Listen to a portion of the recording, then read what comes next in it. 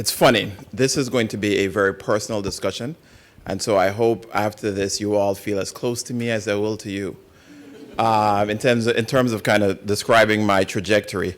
And I'm going to also say that, Joan, I think I am the first today, let me just at least say today, VCP alum to talk to the group. Is that correct? Okay, good. All right. So I'm going to... All right, I'm going to claim all that I can claim right at the beginning. But suffice to say that what I hope to do is to tell you a little bit about the importance of this kind of work. I'm going to frame it in a different way. I'm going to talk a little bit about how this kind of work personally impacted me. And then I want to end with, I'm going to also talk to you a little bit about what I think has been occurring in terms of the national level around these kinds of discussions. And then end with not a whole bunch of suggestions, but one single suggestion in terms of how I think we should move forward. So, okay.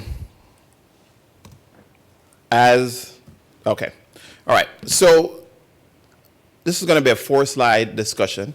And I'm going to try and at each slide tell you what I want the takeaway point for you to have during all of this.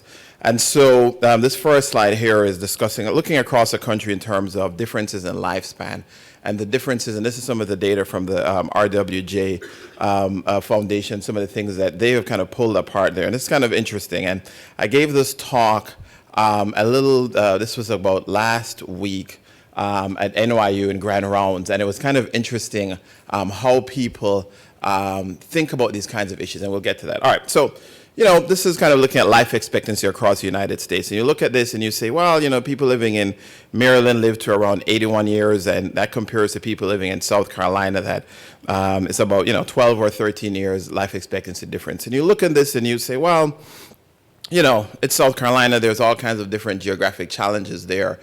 So we expect to see those kinds of life expectancy differences. So then you fast forward and you look at a place like New Orleans. And then you look at the difference in terms of life expectancy going from one part of New Orleans and taking a 6-minute drive to the other. And you go from living 80 years potentially to going down close to the French Quarter where people live to be 55 years old. Put that in context, what that means in terms of living to be 55 years old. That's about lower than a life expectancy in Angola, where there's frank civil war. That's actually lower than a life expectancy in Haiti, where people live on average to about 61 years old. That's about where the United States was back in 1919, right? So you look at that and you go, wow, all right. So there are people who are living 100 years in the past, but about 7 minutes drive from each other, all right? So you say, well, that's New Orleans. There's all kinds of interesting dynamics. Charity has problems, and there's all kinds of interesting things that have happened in terms of the New Orleans healthcare system. And then you say, well, let me fast forward to a place like Massachusetts. And this is some data that came out from this analysis that was done in Virginia. And what they were trying to show here was that if you take the zip code with the lowest life expectancy in Roxbury and compare that to the zip code in Back Bay, you have about a 30-year difference. And what does that mean in terms of a 30-year life expectancy? Well, this is about a 7-minute drive in terms of going from one neighborhood to the other.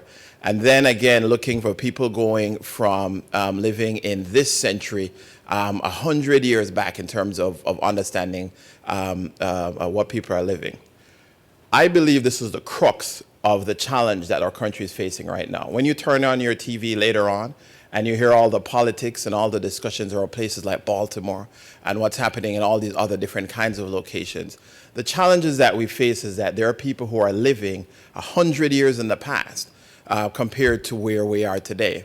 And I can venture to say that you probably see some of these people if you walk 10 minutes that way or 10 minutes that way in terms of just encountering these kinds of individuals and all these challenges. And then I step back and I say, well, what does this mean for me? And how does this kind of apply to all the discussions we're having here about the VCP program? So I was born in Jamaica, but grew up in closer to this neighborhood called Opelika, Florida. And Opelika, Florida has a lot of kind of interesting, known for a lot of interesting things, Opelika Flea Market, which is kind of off the hook. but also all the kind of interesting. So Opalaka has one of the highest rates of police misconduct. It has the story of the dirtiest cop, of one of the dirtiest cops across the country, and this kind of notorious story about all the different things he did, and about the fact that half of the police in Opalaka are under either disciplinary action or had been, or all these kind of interesting things. And when I think about growing up in our neighborhood and all the kinds of things that we saw, I do feel that we lived in another decade. I think a lot of the things we lived and experienced felt like they were about 50, 60, 70 years back. What's interesting, when I was at a talk and I saw somebody present this data, I saw somebody get up and they said, oh, that's, this data about Massachusetts, that's kind of skewed, which it a little bit is. And they were like, well, because if you look at the fact that, if you look at where African Americans in Boston live, African American men live to 68 years old in Boston. And we claim that. That's how where the U.S. population was in about 1958, right? So that's not something, if you want to mix and mingle with the numbers, regardless, what we're saying is that there are people who are way left behind, and there are people who are where we are now, and then the understanding of how we connect those folks. All right. So my life has kind of been peppered with these kinds of difference, being able to see kind of both sides of the coin. And when I think about us growing up and kind of all the interesting things we had, the one foundation we always have, which a lot of you in here had, is certainly this concept of strong parenting.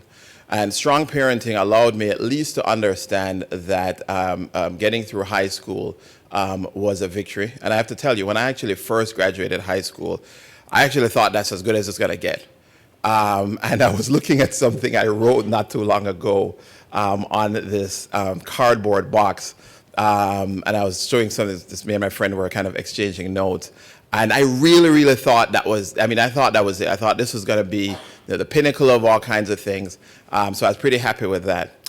And then I ended up getting into Florida International University, which is a local college. And I thought, okay, you know what? Listen, here, this is it I have achieved. There is not much more I can celebrate, and I really did. And I actually think about just looking around at my fellow compatriots and all the different things that are happening to people around me, and still happening to my friends and those people who I consider my best friends and good friends today. And we all kind of made interesting life decisions. So when I got into FIU, I got exposed to a program. It was a summer research program where they had an MCAT prep.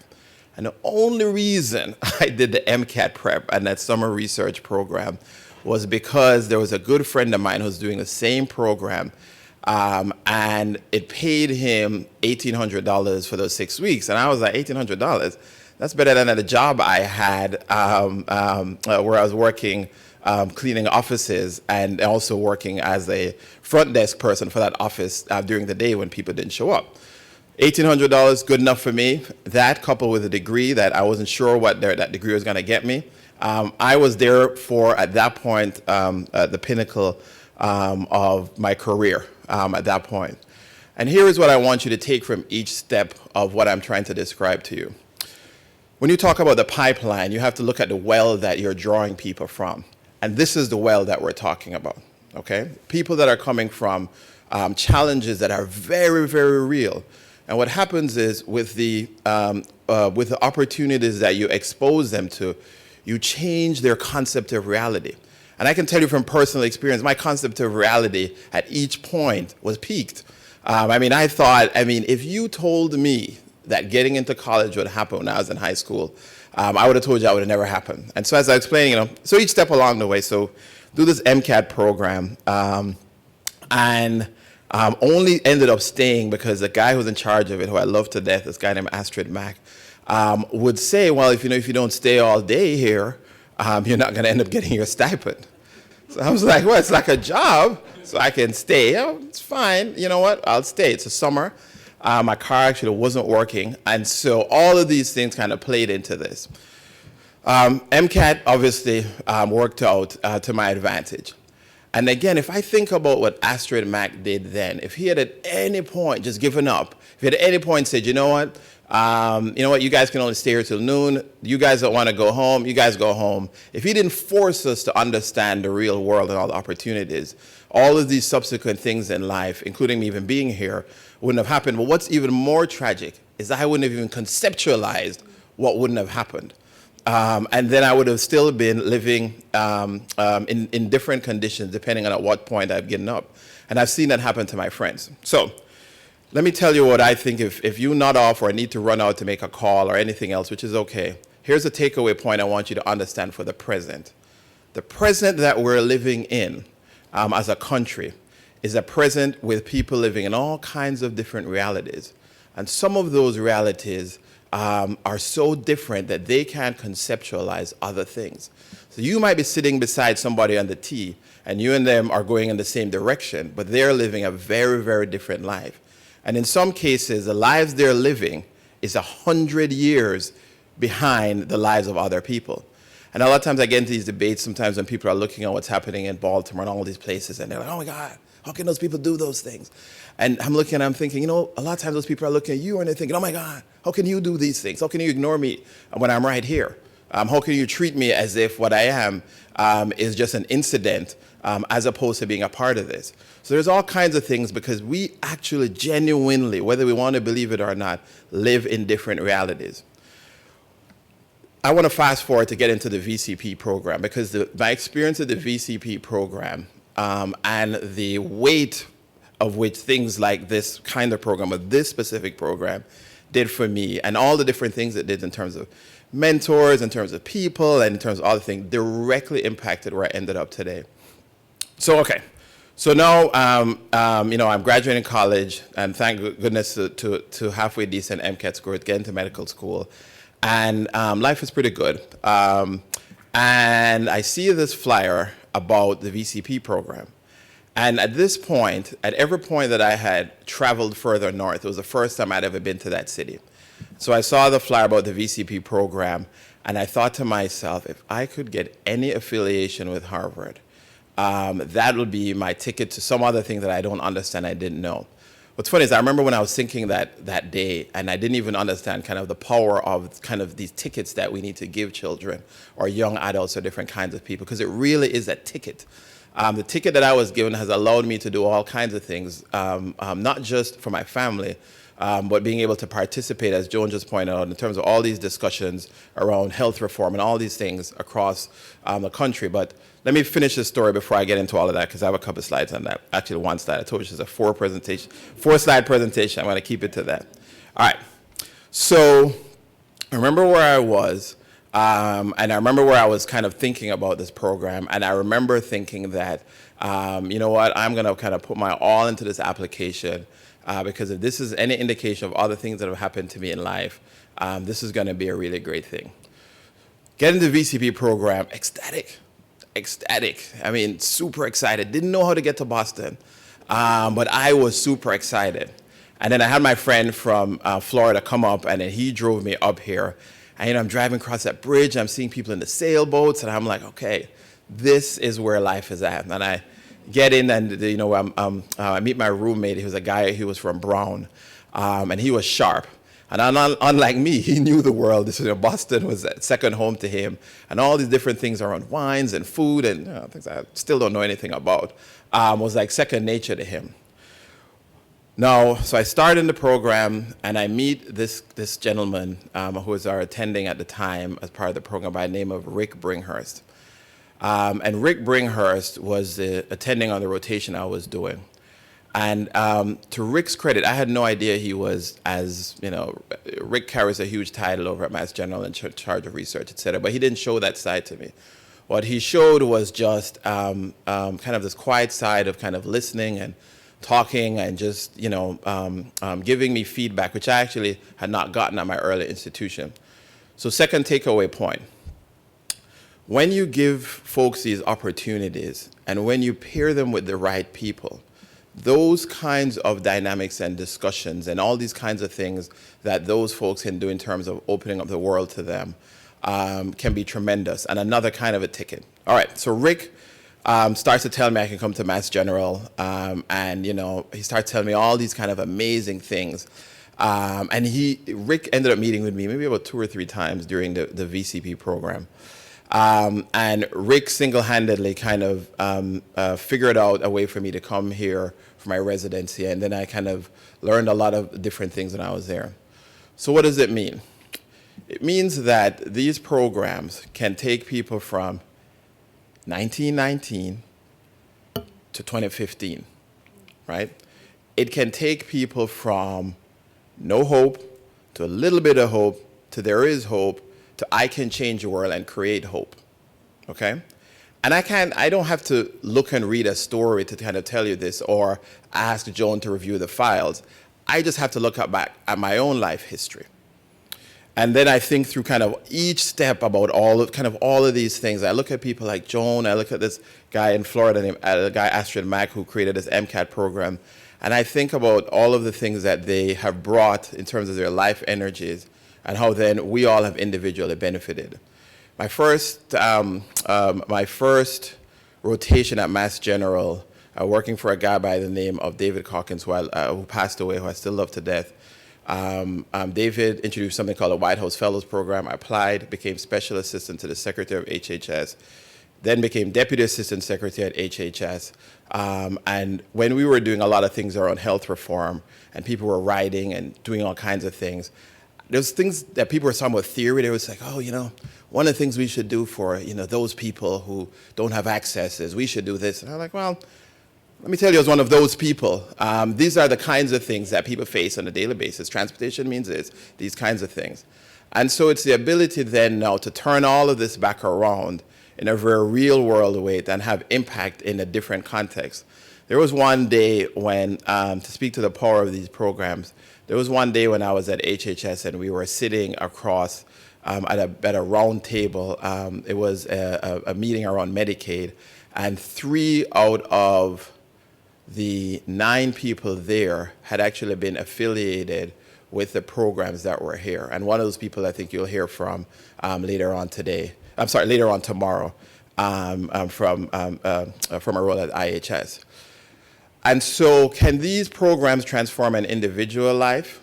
Yes. Can these programs transform the country? Yes. But here's what we have to do. We have to understand what the reality is in terms of the lives that people are living. And then we have to understand that it's not just about getting a grant. It's not just about getting funding. It's not just about getting a publication or all the other kinds of things that make us individually successful. It's about how do we create a collective track record of success that brings people from the past to the present. I have to also be honest about another thing that has kind of struck me as we've kind of done this, and I'll kind of give an example of where I think things have been over the years. We've gotten lost a lot in process. We've gotten lost a lot in not just the concept that we've created opportunity. We've gotten lost in this idea of, well, how many people got accepted to this, how many people got accepted to that, how many people went from this to that, and all of these kinds of things. Lose the process and understand the vision. And the reason I say that is people don't benefit from process, but they benefit from vision and hope. And for people who are living in very challenging situations, vision and hope is sometimes the last thing that they have. And so being able to transform people's lives by keeping that message and that dynamic and allowing them to understand that there is hope and that there is a vision behind all of this is important. So the third thing of the 4 things I want you to remember is process might be important to getting to an outcome, but process can't define what you're doing. And it's important for you to understand that what you're doing in terms of life-changing activity is bigger than all of this. And if you don't think this is the most challenging thing, I always say, if you don't think this is the most challenging thing, and if you just go, oh gosh, what is he talking about? I got stuff to do. Turn on your TV and read the headline from anything that's going on today. And if you don't believe that this is the most challenging factor that has affected our country, not just because of what happened this year or last year, I always tell people, fast forward back, 6, 7, 8, 9, 10 years if you want. And the vast majority of major things that have shown us what we're facing as a country in terms of challenges. When I look back at Katrina, people were shocked. People are like, wait, I don't understand. Why didn't these people just get in their cars and kind of drive out? Why didn't they just have, Uncle Freddie come pick them up and then just head on over to Texas, right? right? So that's the reality. And if you don't believe that this is the most important thing we're facing as a country, then I say just pay attention to everything that's occurring around you. And that's where I say this concept of getting out of process and understanding what it is that you're doing in terms of the importance and in all the kinds of things is particularly important. So for me, pipeline programs were literally a pipeline out.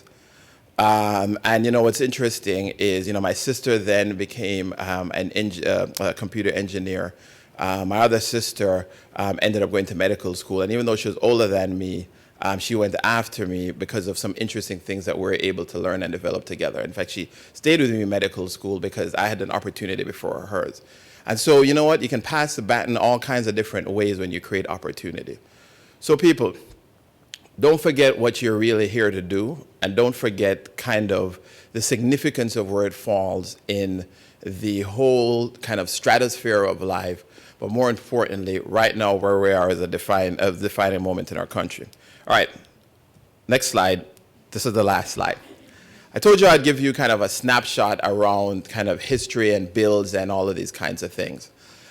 The reason I did this is in 2007, when I was testifying before the House and Ways Means Committee, right after the meeting, there were a group of congressmen who kind of called this meeting, and there was this whole discussion around HCOP, and there was a whole discussion about, at the time, some of the different things going on around REACH and these kinds of programs. And one of the things they had asked us to do was to come back with a search of all the disparities programs, including pipeline programs and their effectiveness over time. This is a slide that I borrowed from a good friend of mine, where he just basically showed, there's been a lot of Brownian motion. There's been a lot of different bills, and attached to almost every disparities bill has been some kind of theoretical pipeline component. And there's been kind of all of these circular things that, again, kind of lead to process.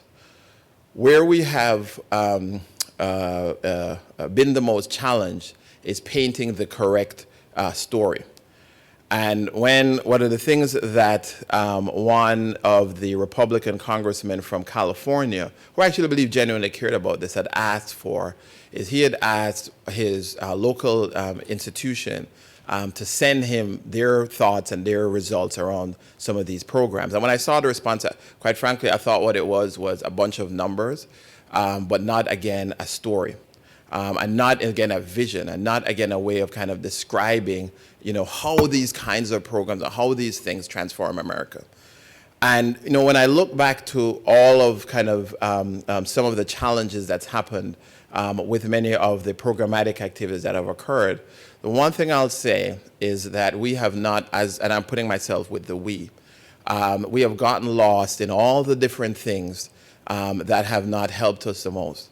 One of the things, again, if you leave here with anything today, if we get back to the vision, if we get back to the impact, then the story just falls along with that.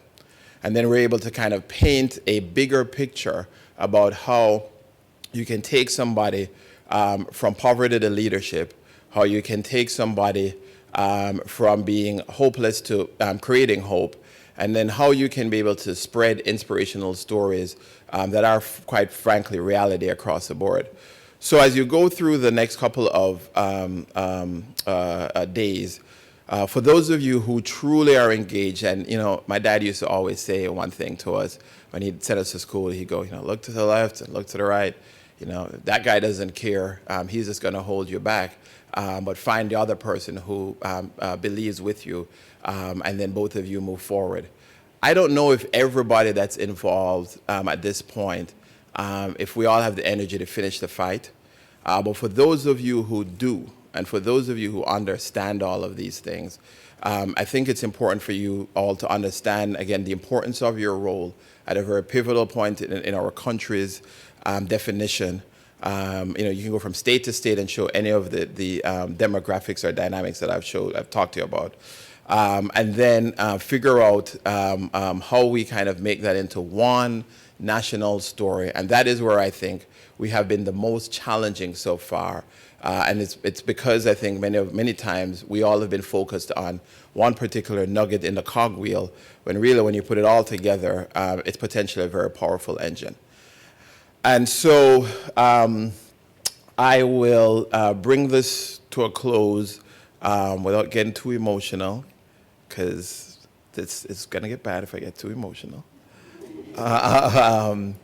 But when Joan asked me to speak here, when I saw the note, and Joan and I have gone back a long time, and I opened the email and I was kind of reading it and I was like, oh, that's a bad day for me. I have other things. And I took a second and I thought about this program. And then I said, how can that be a bad day for you to go and recognize the program that has created all these opportunities for you?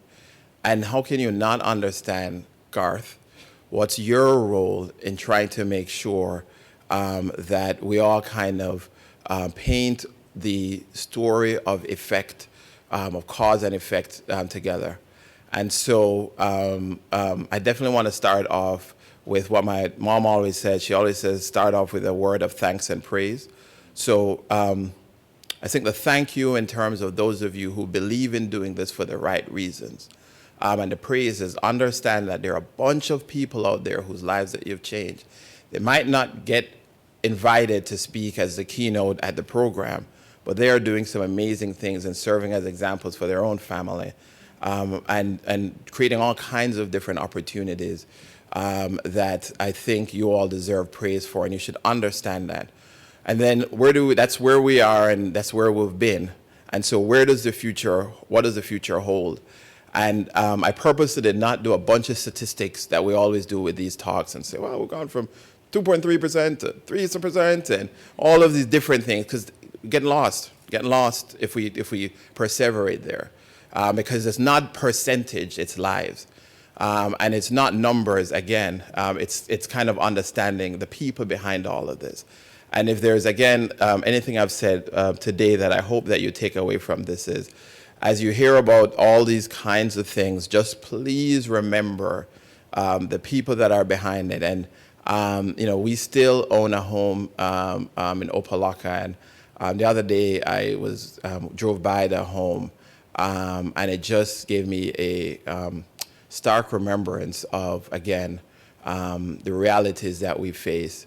And it's important for you to understand that at every step that you can, you give somebody a new reality, which is potentially a new life.